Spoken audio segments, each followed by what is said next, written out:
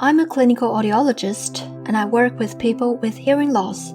The other day, a friend rang me. He was like, "Hey Z, can you check my hearing? Cause my customers and my colleagues said that I don't hear them." He's the dad of 2 kids and he is in his 40s. He owns a very busy accounting firm. I was like, sure, then I slotted him in for an assessment. On the day of the assessment, he quietly disclosed to me the subtle embarrassment he had when he couldn't hear other people clearly. He wondered if it's just his colleagues mumbling or he wasn't paying attention.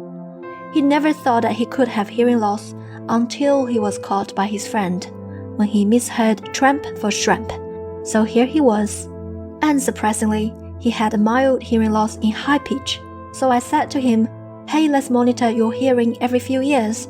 If it gets worse, we can look into hearing aids." And very much to my surprise, he shook his head in disgust. "I will never need them.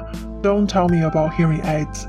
I would rather people yell in my ears, and I don't want them." I was shocked. I honestly didn't expect such a strong reaction.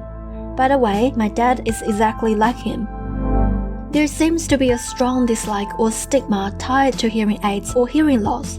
I know from experience, some people think that hearing aids make them look old, but are there deeper reasons behind?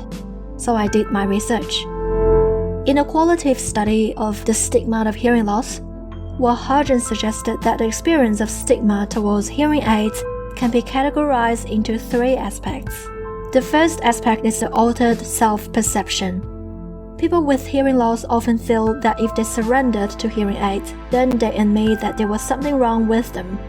So they are no longer independent but relying on hearing aids from now on.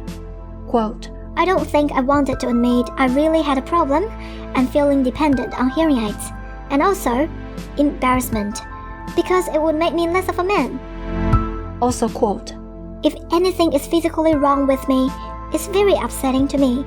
I had to come a long way and had to get really bad before I would do anything about it." And indeed, many people decide to wait for the hearing loss to get even worse before addressing it. However, people should realize that their speech perception ability is like a muscle.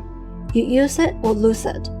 If they miss out on a sound for a long period of time, the brain will simply forget about the sound, which means even if they regain their hearing, they are unable to understand the speech sounds. We call it auditory deprivation. And it's worth mentioning that there are other side effects related to hearing loss, both cognitively and physically. The second aspect of the stigma is ageism. Ageism paints aging as a disease that cannot be cured. It reinforces the notion that older adults are a burden to their families and to society. Quote, "I think people see a cane or a hearing aid or a walker or grey hair, anything that's a statement of aging and weakening, as strongly negative." As a healthcare worker, I believe in the worth of people regardless of age. Aging is not something we can avoid. Therefore, we try to maximize people's quality of life with hearing restoration. We encouraged people with hearing loss to look after their own hearing, not just for themselves, but also for the people around them. Moreover, hearing loss is not exclusive to older adults. It can happen to literally anyone.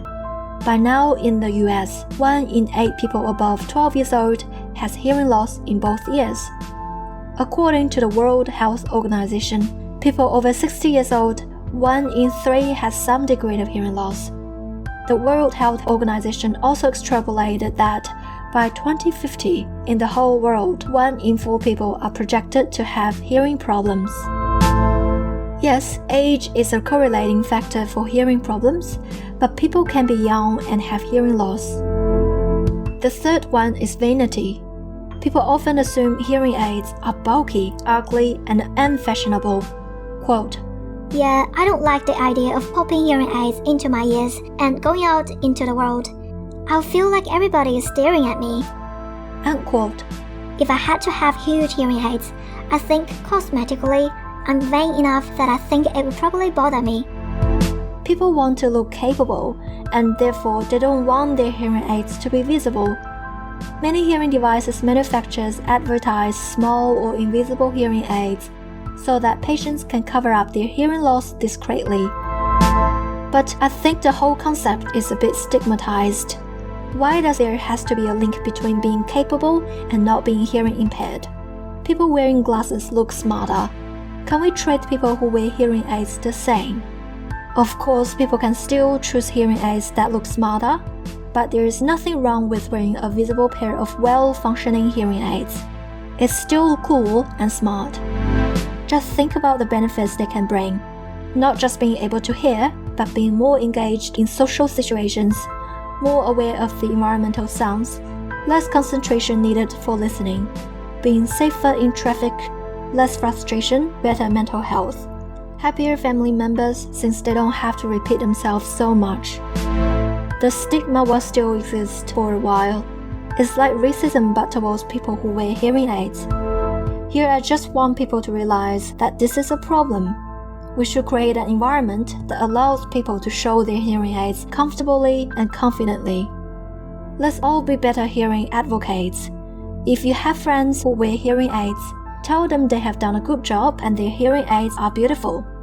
And if you have friends who aren't sure about getting hearing aids, be understanding and encourage them to seek professional advice. If you have hearing issues yourself, it's a good idea to get a proper hearing test and see what your options are in terms of hearing rehabilitation.